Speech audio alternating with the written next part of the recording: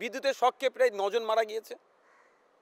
প্রধান বিরোধী দল এই কথাই হ্যাঙ্কারাঙ্গা তানকারাঙ্গা নাকি রোহিঙ্গা আছে সব তাড়িয়ে দেওয়া হবে বলে গল্প শোনায়, আর পশ্চিমবাংলার 10-12 জন নাগরিক মারা গেল।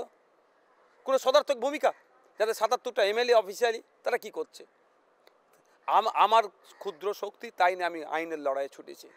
ছাড় হবে না, কোর্ট নির্দেশ দিয়েছে, রিপোর্ট চেয়েছে।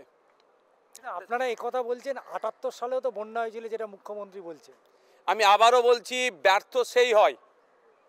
তাহলে মুখ্যমন্ত্রী সরাসরি নিজের ব্যর্থতাকে ডেকে নিলেন, নিজেই সার্টিফিকেট দিলেন উনি ব্যর্থ। দেখুন, ব্যাপারটা হচ্ছে আমি ব্যর্থ হচ্ছি, আমার ব্যর্থতা ঢাকার জন্য আপনাকে দায়ী করছি, এটা হচ্ছে আমি ব্যর্থতার প্রমাণ।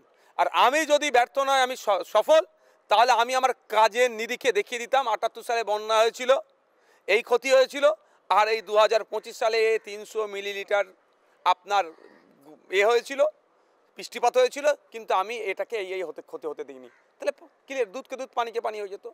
ব্যর্থতা রাখার জন্য বারবার 34 বছর দেখানো হচ্ছে। কত বড় একটা ভয়ঙ্কর কাজ হলো। মানুষের ফল বিক্রেতা, পশুও মারা গেছে, প্রাণীও মারা গেছে, কুকুর বিড়ালও মারা গিয়েছে, এর জবাব তো দিতে হবে। এই কুমারটুলিতে বৃষ্টির পানি ঢুকে গিয়েছে, ওইখানে যারা মণ্ডপে ঠাকুর তৈরি করছিল ক্ষতিগ্রস্ত হয়েছে, তাদের ক্ষতিপূরণ সরকারকে ব্যবস্থা করতে হবে। আপনার কলেজ স্ট্রিটে বইয়ের দোকানগুলো সব বৃষ্টির পানি ঢুকে গিয়ে সব নষ্ট হয়ে গেছে, ওখানে সরকারকে ক্ষতিপূরণ দিতে হবে। এই শারদ উৎসব শুরু হয়েছে, মরশুম শুরু হয়েছে। ফুটপাতে যারা বেচা বিক্রি করার চিন্তাভাবনা ছিল, তারা কি করেছে, ওখানে আপনার যে মালগুলো রেখেছিল সেইগুলো সব পানিতে যেয়ে নষ্ট হয়েছে। এই ক্ষতিপূরণ সরকারকে দিতে হবে, এটা সরকারের জন্য হচ্ছে।